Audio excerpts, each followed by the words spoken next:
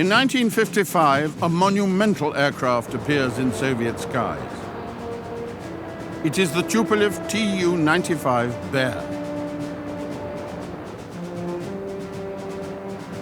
The fastest propeller-driven aircraft in the world, it is capable of dropping nuclear weapons in the heartland of America.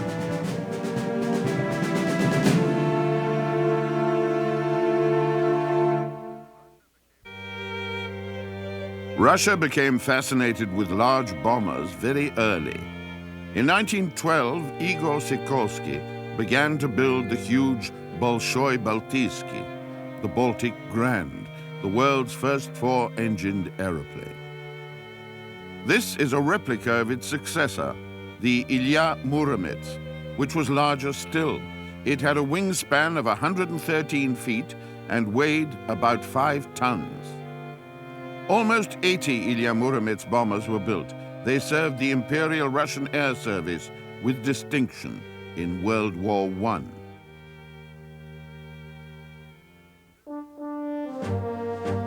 In Soviet Russia in 1917, the new Red Air Force was neglected.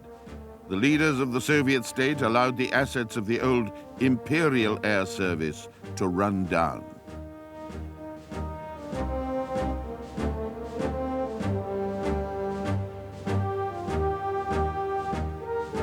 In a country where the horse was still a military weapon, support for aviation was not widespread. But slowly, the value of the aeroplane was recognized. Aircraft and spare parts were salvaged. Factories were reopened.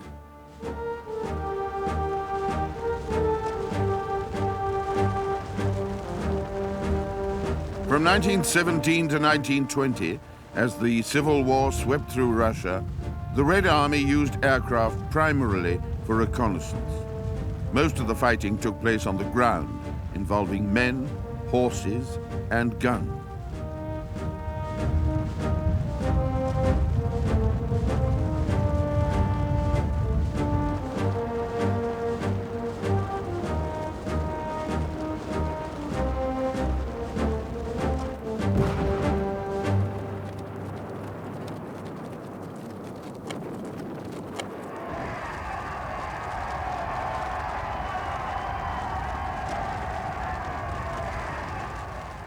In January 1924, Vladimir Lenin, the Soviet leader, died. No one was powerful enough to succeed him as a clear-cut leader. Joseph Stalin was a member of the Troika, a group of 3 men who replaced Lenin at the head of the Communist Party and the state. By this time, Soviet aviation was beginning to recover from the effects of brain drain and neglect. The Society of Friends of the Air Fleet set out to raise interest in flight and money to build planes. They aimed straight at the people of the Soviet state for support. Their slogans, "Workers, build an air fleet," and "Proletariat, take to the air," were designed to identify industrial workers with the new Air Force. Their first squadron of aircraft, formed in 1922, was named in memory of Lenin.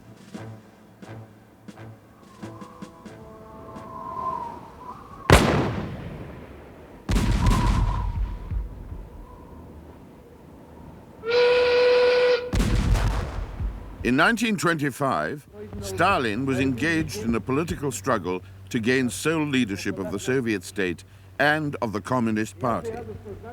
At the same time, young, bright Soviet designers were beginning to emerge from the new academies.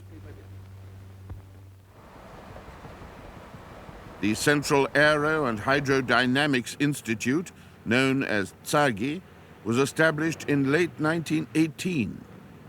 By the mid-20s, it was well on its way to becoming the Soviet Union's most important center for aerodynamic research. TSAGI had an interest in big aircraft from the beginning.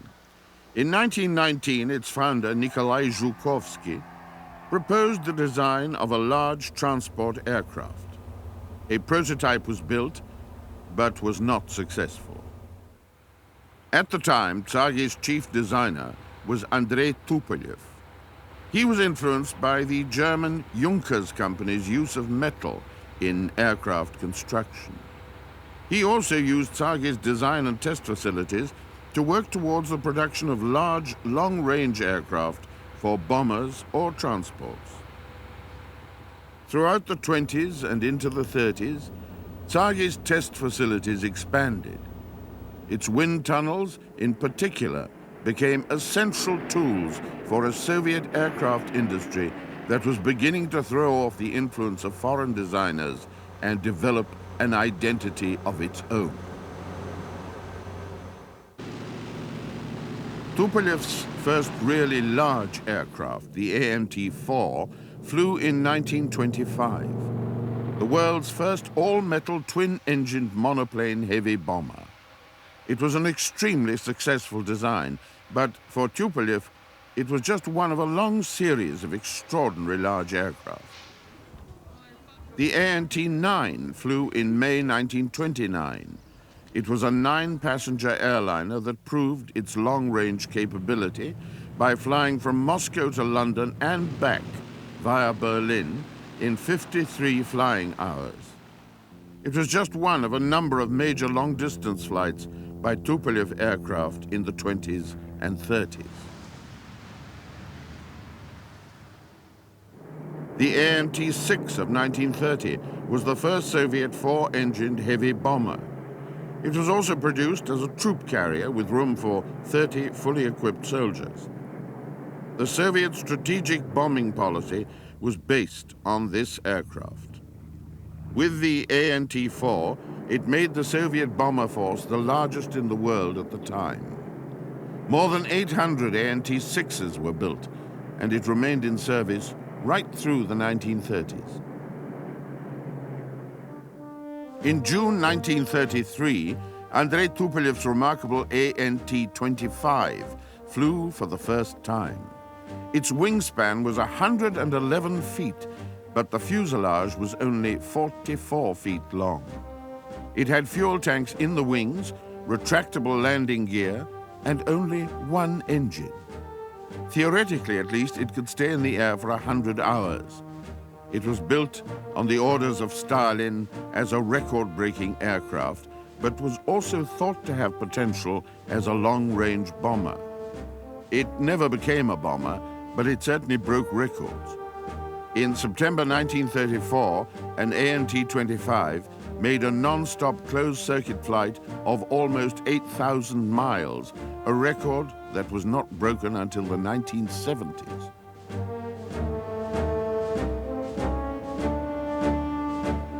In June and July 1937, ANT-25s flew non-stop from Moscow to America by way of the North Pole on 2 separate occasions, staying in the air for more than 60 hours on each flight. The June flight to Portland, Washington, covered 5,300 miles, and the second to San Jacinto, near Los Angeles in California, was 1,000 miles longer. In 1934 came Tupolev's most extraordinary aircraft, at least in terms of size.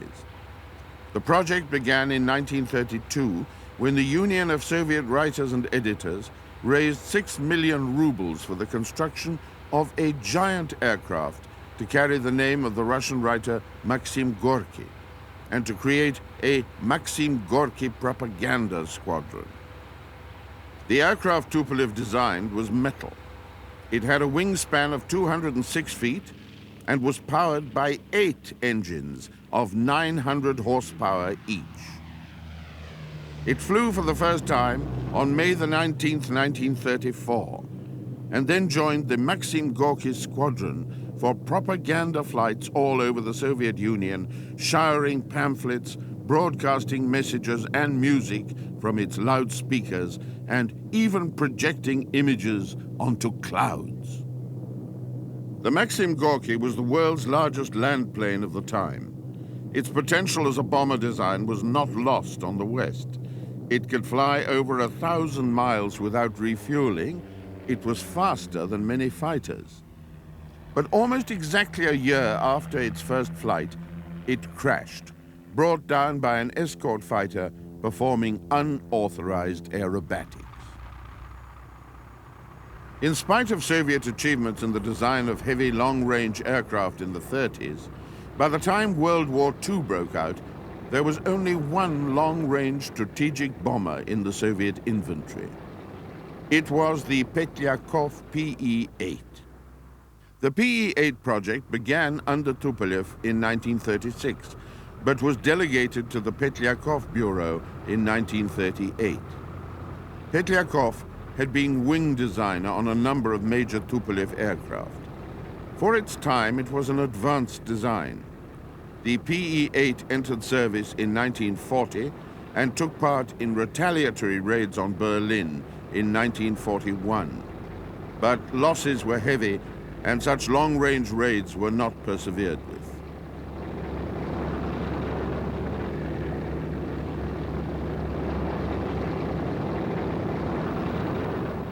The PE-8 was used regularly throughout the war to fly VIPs to conferences of allies in Britain and in America.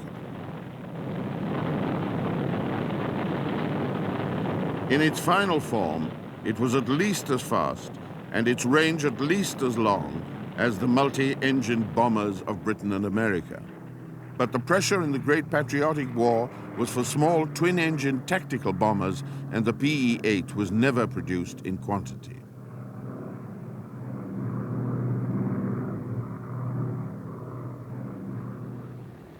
The introduction of the extraordinary Boeing B-29 was an event of great importance to the outcome of the war. The United States now had an aircraft of unprecedented long-range, high-altitude performance. Throughout the war, the Soviets had made repeated requests to the Allies for a 4-engine bomber to replace the PE-8. There was no response.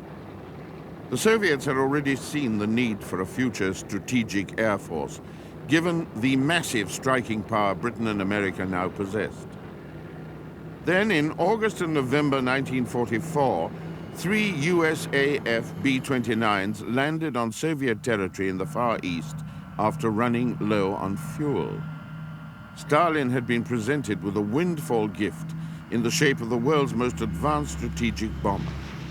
Tupolev was ordered to copy the airframe, and Shvetsov, the engine designer, to copy the Wright Whirlwind engines.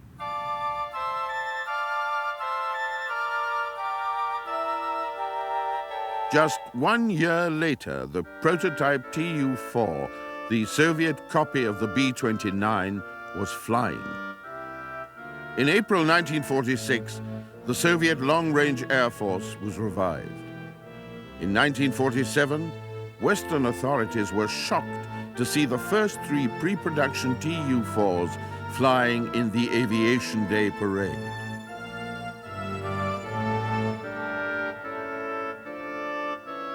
It took 2 years to complete the flight test program, and the Tu-4 did not enter service until 1949. In the United States, the B-29 was already obsolete. But the Tu-4, codenamed by NATO Bull, was produced in quantity. 1,500 were built before production ended in 1954.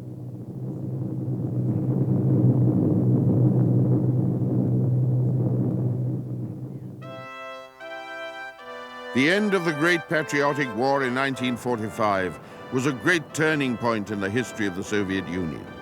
4 years of extreme struggle had ended in victory. For a population that had been totally committed to resisting Hitler's invasion and turning it back on itself, celebration was sweet.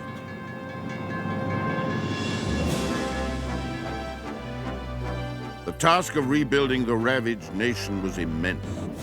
The litter of war was gathered, committed to furnaces, and melted down.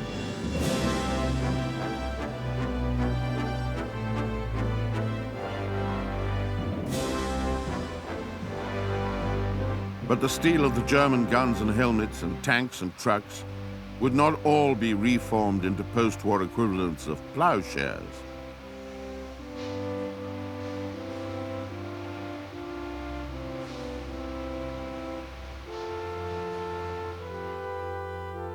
As the Soviet nation was marshaled to rebuild, the Kremlin confronted a new world strategic situation. The possibility of another war, a war between East and West, was looming. If the United States could drop a nuclear bomb on Hiroshima, it could equally deposit one on Leningrad. And the Soviet military had little knowledge of radar early warning systems, or jet engine design, or surface-to-air defenses. At the Paris Peace Conference in 1946, U.S. Secretary of State Burns summarized the situation from the American point of view.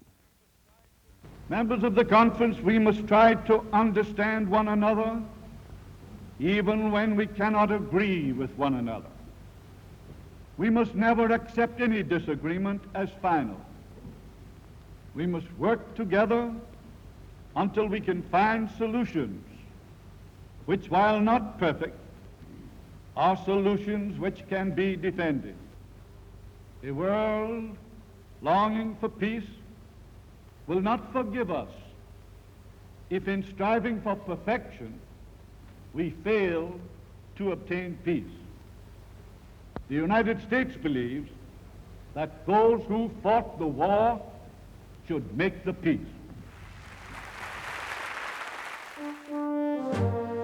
The 1947 May Day parade in Red Square continued the pre-war Soviet tradition of mammoth shows of military strength.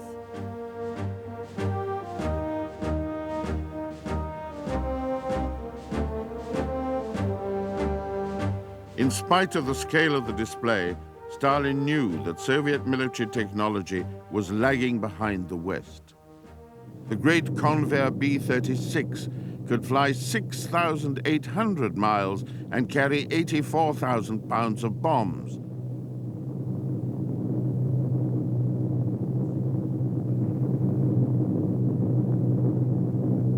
Its appearance forced the Soviets to develop a large version of their B-29 copy, but by the time it was ready, America had leapfrogged into the age of the intercontinental jet bomber. In April 1947, Berliners struggled with floods and a Soviet blockade of their city, which aimed to force the Americans and British out of the former German capital.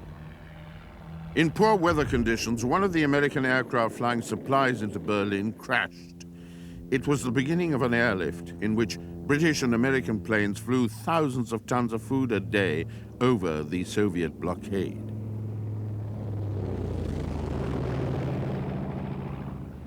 What was now being referred to as the Cold War deepened. Relations between the West and the Soviet Union reached new levels of stress. After 3 months of blockade, the situation was deadlocked, and in September 1948, the question of the reunification of Berlin was submitted to the United Nations. This is Dr. Philip Jessup of the American delegation giving his country's view of Soviet action in Berlin. Soviet government, using the harsh instrument of the blockade, has indeed chosen a strange way in Berlin to live up to its agreement to democratize German political life. Thanks to the air bridge and to the support given it by the Berliners, the Soviet government has not succeeded in its purpose. Now, Mr. President, as I pointed out to the Security Council before, we could have used our armed force against the Soviet threat, or we could have meekly submitted and surrendered our rights and duties in Berlin, subjecting nearly 2.5 million Germans to Soviet rule with all that that implies. What we actually did, and what we're still doing, is to live up to our obligations under the Charter of the United Nations and try to settle the question by peaceful discussion while continuing to discharge our obligations in Berlin. By May 1949, the blockade was over, but the Western powers had formed NATO, the North Atlantic Treaty Organization, a united front against the Soviet Union. By 1952, the world political situation had become even more tense. The Soviet Union had announced that it possessed nuclear weapons, and America had tested the hydrogen bomb. The Communist German Democratic Republic had been established, so had the People's Republic of China. The Korean War was continuing. In America, General Dwight Eisenhower ran for the presidency and won a landslide victory on the side of the Republican Party. It wasn't the only radical change in world leadership. In March 1953, Joseph Stalin, who had been the power behind the Soviet Union for almost 30 years, had a stroke and died. Western analysts looked for the emergence of a clear successor.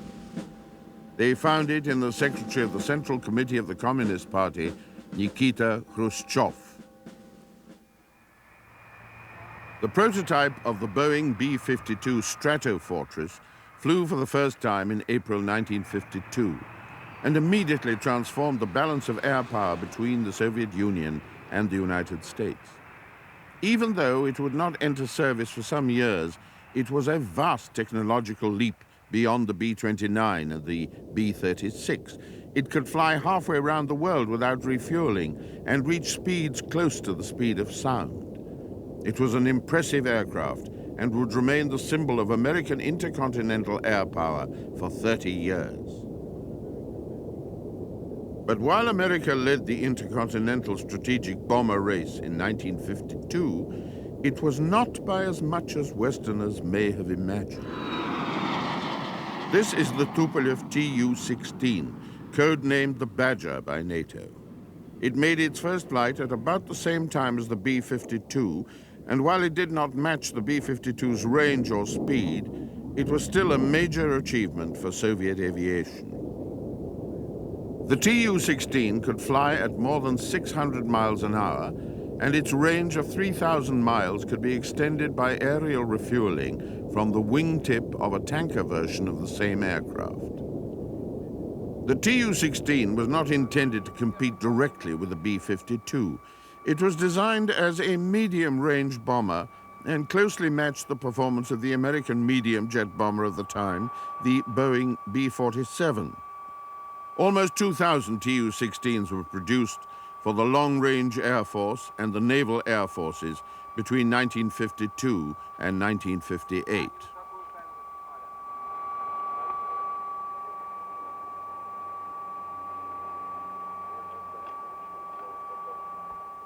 The Tu-16 originated from a Red Air Force request for a replacement for the Tu-4. The two main design bureaus in the competition were Tupolev and Ilyushin. Ilyushin already had a successful jet bomber, the IL-28, in service. They chose simply to scale it up to a larger version. But Tupolev was developing a completely new design, and when the Ilyushin and Tupolev prototypes flew off against each other, the Tupolev aircraft was superior. It went into production as the Tu-16.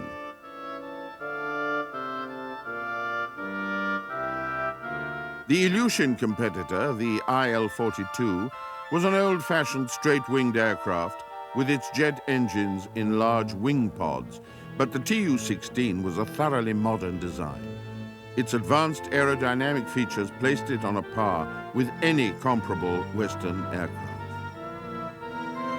It had swept wings with a span of 108 feet. Its two engines were recessed smoothly into the sides of the fuselage at the wing roots. The engine nacelles themselves were more slender in the middle than at the front or back, giving a waisted effect that was intended to reduce drag.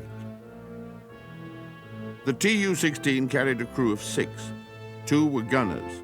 The forward dorsal gunner operated from a bubble on top of the fuselage.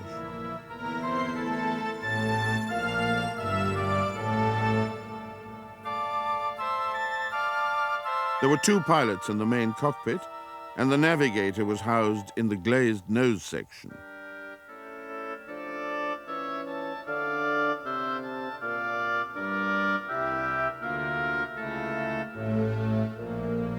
This is the bomb site. But not all Badgers were bombers. During its long service life, NATO identified at least 11 different variations. Some were naval anti-shipping versions, and others were used for electronic surveillance.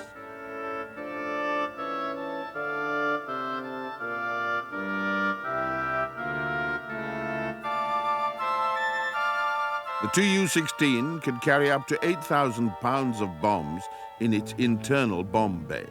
Now, it could also carry missiles under the wings or a standoff bomb under the fuselage.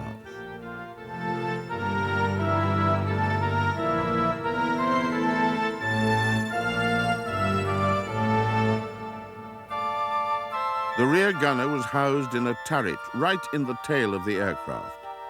The fin and rudder were mounted high on top of the fuselage to keep them well above the level of the wings and engines. The Tu-16 was an extremely successful aircraft with a very long service life. It was still being produced in China in the 1980s, and some Tu-16s are still operational in Russia. The civilian derivative, the Tu-104, was one of the first jet airliners to go into service anywhere in the world.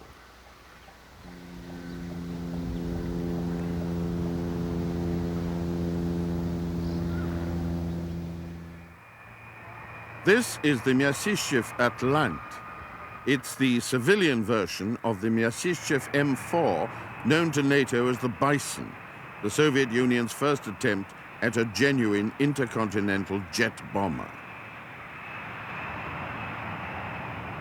The Atlant was developed in the mid-80s to transport the Soviet space shuttle, the Buran, on its back. The large tank this one is carrying is used for liquid hydrogen, also for the shuttle program.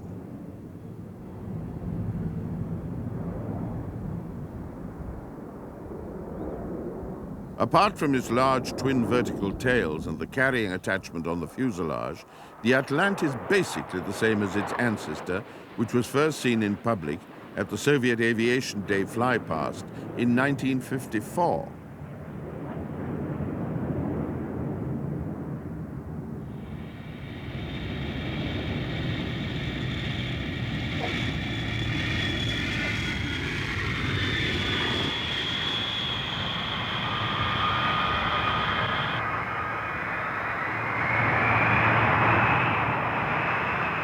The Bison was the Soviet Union's first serious attempt to match the B-52 and build a heavy jet bomber with intercontinental range.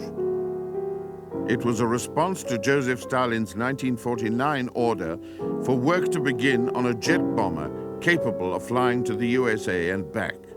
When the prototype of the Myasishchev M4 was finished, it was called the Molot, the hammer.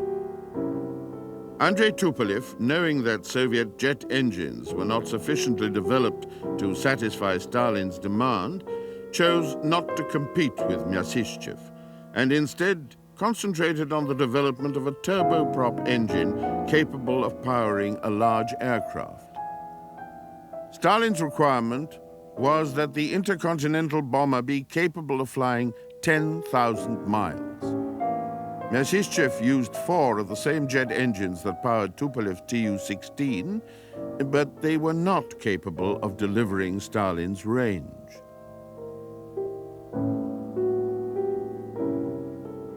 Myasishchev had been given special resources to build this mammoth aircraft.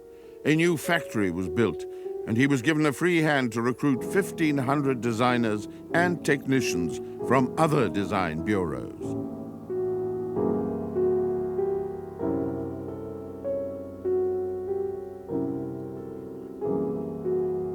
The Bison was not as big as its American opponent, the B-52. Its wingspan was 20 feet less.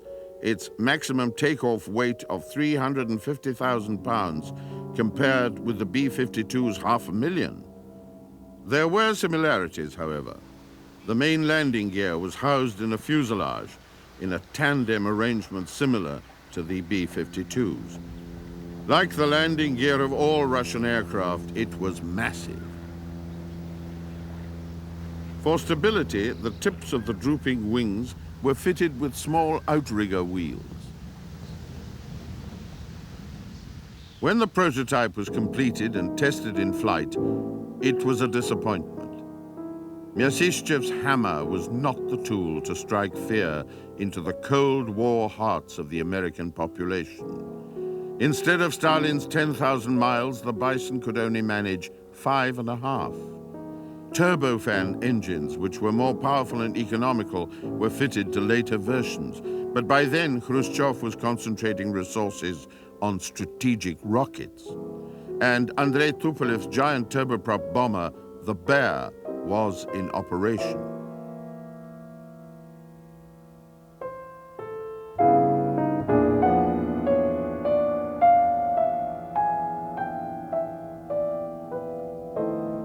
Bison continued to be produced, but never in large numbers.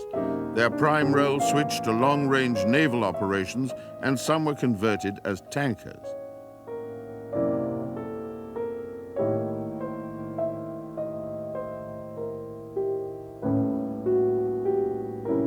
They began to be phased out of service in the mid-80s.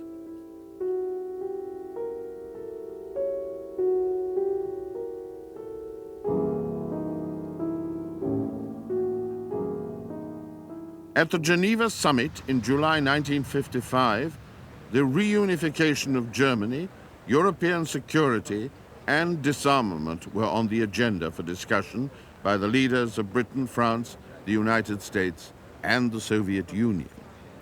US President Eisenhower made his open skies proposal, suggesting that America and the Soviet Union exchange defense blueprints and allow mutual aerial surveillance in the interests of slowing down the arms race.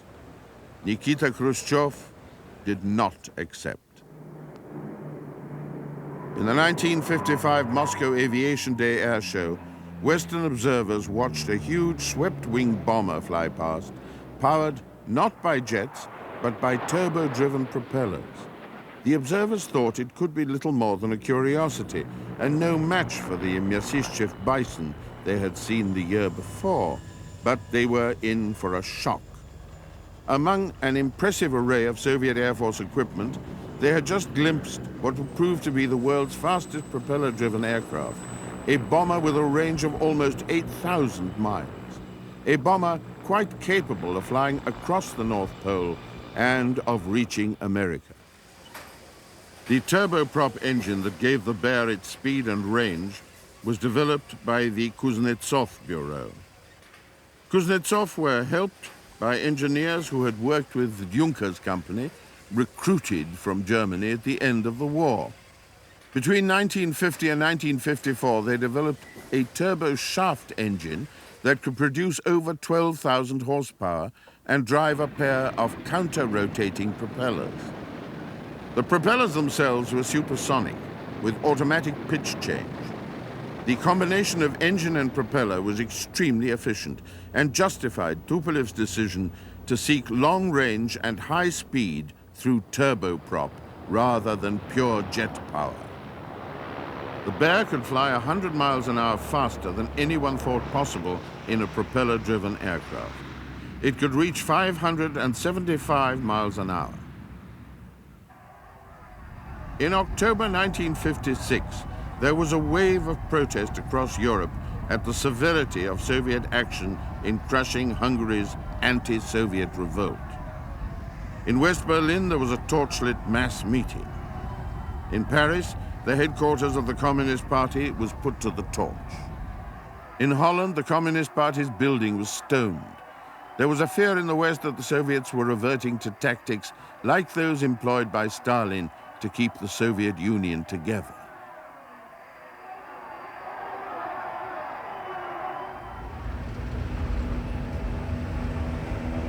In March 1958, Nikita Khrushchev, who had been first secretary of the Communist Party since the death of Stalin, and the strong man of Soviet politics, consolidated his power even further in the eyes of the West.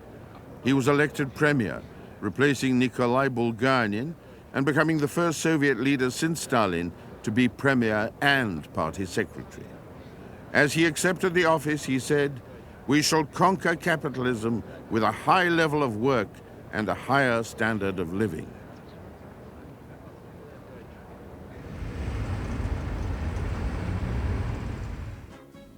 The arrival of the Tu-95 Bear in service in the late 50s was a unique achievement for the Tupolev Design Bureau. It was the only turboprop-driven strategic bomber ever to enter first-line service in the world. And it forced change in American defensive thinking. Its potential as a strategic bomber and its potential to reach U.S. soil via the North Pole forced the U.S. to divert money and technology into the construction of interceptor fighter bases and early warning radar sites. The basic model Bear was a long-range strategic bomber. It was not as big as the B-52, but was still an enormous aircraft. Its wingspan was nearly 170 feet.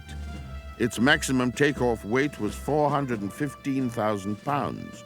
It could carry 20,000 pounds of nuclear or free-fall conventional weapons.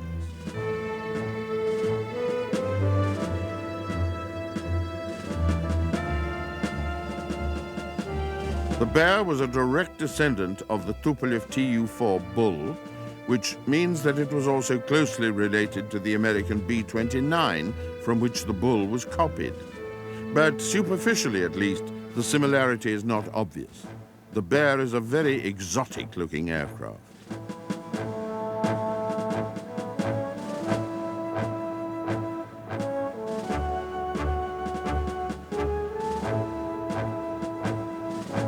The appearance of the Bear is dominated by its propellers. They are enormous, 16.5 feet in diameter, 4 blades on each propeller, 4 engines, 2 propellers driven by each engine, revolving in opposite directions, a total of 32 blades.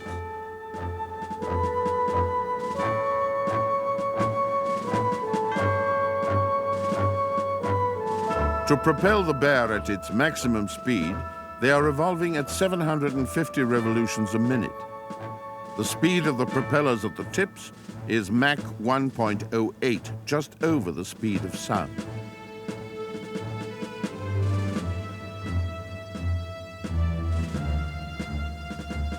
The Kuznetsov turboprop engines produce almost 15,000 horsepower each. They are housed in long, narrow nacelles faired into the swept wings.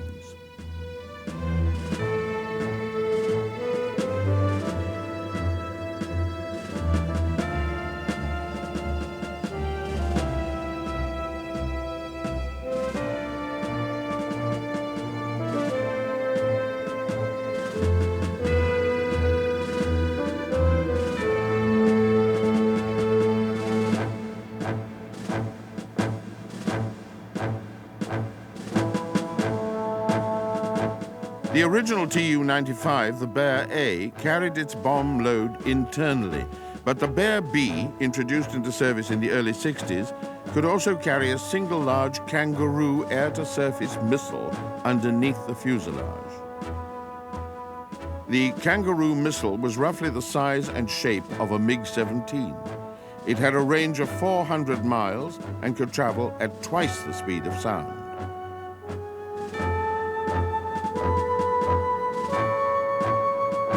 The landing gear of the Bear had to be extremely long to give the propellers ground clearance. And as in all Soviet military aircraft, it had to be rugged to allow landing on rough, unmade strips.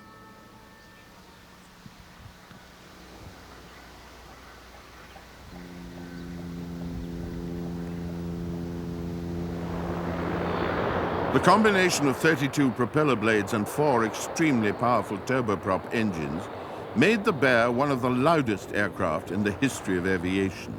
Its noise echoed round Soviet airfields for miles.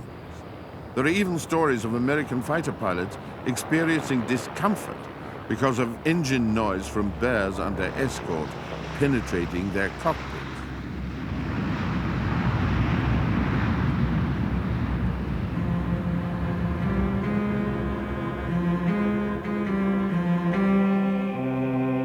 The Bear had a crew of between 8 and 10. The number varied depending on the nature of the mission. There were 2 pilots and 1 or 2 navigators. The rest of the crew were radar operators and gunners. the gunners and observers at the rear of the aircraft were physically separated from the pilot station at the front by about 50 yards of fuselage. The defensive armament of the basic Bear was heavy. It had a remotely controlled turret underneath the fuselage with 2 cannon. There was a fixed forward-firing cannon in the nose. There was a manned tail turret with another 2 cannon, but other versions of the Bear, particularly those for maritime reconnaissance, carried less defensive armament.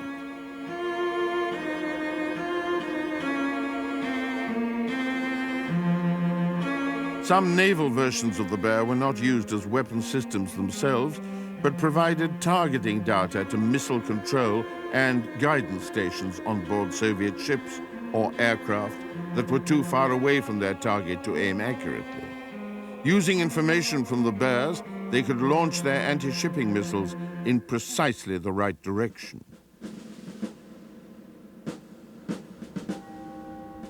The observation blisters on each side of the rear fuselage were used by gunners to aim the cannon in the remotely controlled turret underneath the aircraft's belly. On versions without the ventral turret, they could be used to house surveillance or photographic equipment.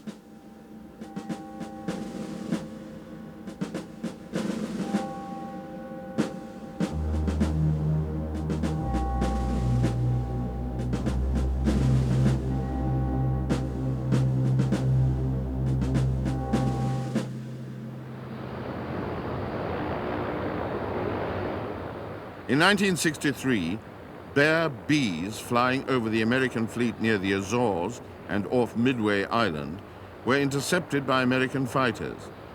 They were different from the Bear A in that they had long in-flight refueling probes in the nose, and the recesses that were normally occupied by the Kangaroo missile were fared over and fitted with camera ports for photographic surveillance. There was also a large blister on the starboard side of the fuselage. The Bears were particularly interested in the US carriers Forrestal and Constellation, and a great deal of film was exposed by both the Soviets and the Americans as the cat-and-mouse game between fighter and reconnaissance aircraft was played out.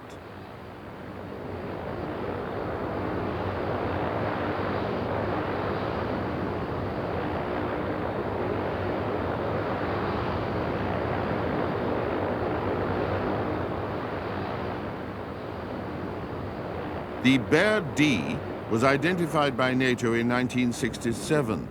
These American F-4 Phantoms are shadowing one to take pictures. The Bear D had a large blister fairing under the center of the fuselage. It housed surface search radar. Opportunities to photograph Soviet aircraft in detail were accepted whenever possible by NATO aircraft, so that the latest information on development could be analyzed and fed into the identification system. A Soviet manned bomber fleet capable of striking freely around the world had been Stalin's dream, a response to the development of the great American bombers of the late 40s and 50s. Khrushchev's attitude was different.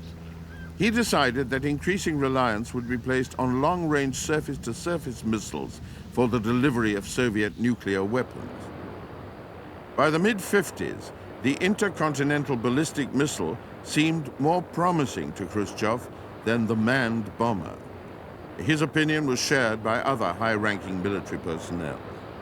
In 1955, the commander-in-chief of the Soviet Air Force predicted the demise of the manned bomber. He said they were expensive to build, man, and maintain. They had to be housed in large airfields where they were vulnerable to air attack. They tied up large numbers of maintenance personnel and needed great supplies of fuel. Missiles, on the other hand, were cheaper to build, less costly to maintain, easily concealable, and less vulnerable. That view was reinforced in the early 60s. A publication on Soviet military strategy said that the defeat of the enemy's strategic weapons and land forces would largely be achieved by nuclear missile strikes. In the early 60s, some Soviet military academies stopped training bomber crews and instead concentrated on preparing officers for the strategic rocket force. long-range bomber personnel began to worry about their careers. But even though under Khrushchev the role of the long-range bomber force was downgraded, it was still in a condition to be revived. Soviet missile development did not proceed as quickly and effectively as Khrushchev wished. Production of the Bear and the Badger continued into the 60s. Bombers were capable of carrying air-launched guided missiles that allowed them to stand off from the target rather than have to penetrate deep into enemy airspace. By the late 60s, a resurgence in belief in the long-range bomber was beginning. While it was accepted that the Bear, the Badger, and the Bison would never penetrate American airspace, they could still easily reach most parts of Europe. With their range supplemented by an efficient system of aerial refueling, and their ability to use either stand-off weapons or free-fall bombs, they were still a major threat to the West. Even when the supersonic backfire and later the Blackjack entered service, there was still a place for the Bear. In 1984, 30 years after the prototype Tu-95 flew, a new variant identified by NATO as Bear H entered service. It could carry a long-range cruise missile and was capable of hitting targets inside the USA without ever entering American airspace. At the time, the Bear H, which appeared with much less fanfare than the supersonic Blackjack, was seen as a major threat to Europe and America. The cruise missile it carried, the AS-15, was considered a serious challenge to the American air defense system.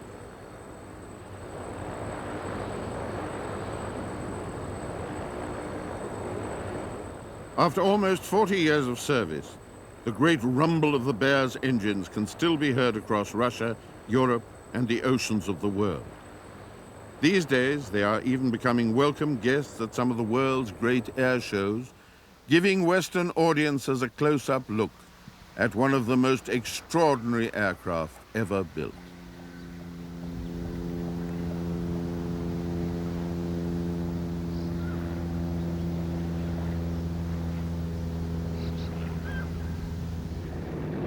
In the Soviet Union, most major civil aircraft were developed from military designs. The extraordinary Tu-114 airliner was a development of the Tu-95 Bear. It entered service in the early 60s and could carry up to 220 passengers.